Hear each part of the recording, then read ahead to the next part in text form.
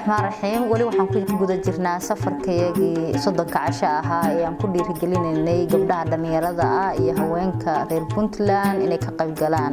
golaha deegaanka oo laga dhisayo guud ahaan gobolada Puntland kuwa hore uga jireen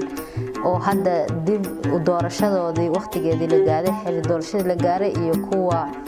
hadda la bilaabayo waxaan ku dhiirigelinayaa gabdhaha reer Puntland ee leh hanka siyaasadeed gaar ahaan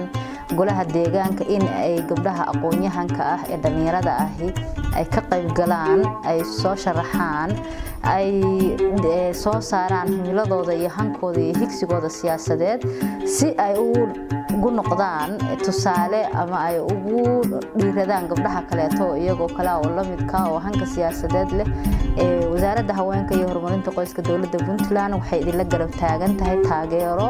joogto ah waxay idin la garab taagan tahay inay odayaashii iyo duubabkii dhaqanka idin la tagto inaad heshaan kuraasti matalaadeed aad xaq iyo xuquuqda u lahaydeen si loo helo adeeg dhameystiran iyo dawladnimo si loo buuxiyo guud ahaan gaababka ama meelaha banaan ama farqiyada jira taasoo mar walba ay sabab u noqoto in aan la helin ama aysan jirin gabdho fadhiya miisaska wada hadalka iyo go'aan gaarista iyo adeegida bulshada waa mahadsantihiin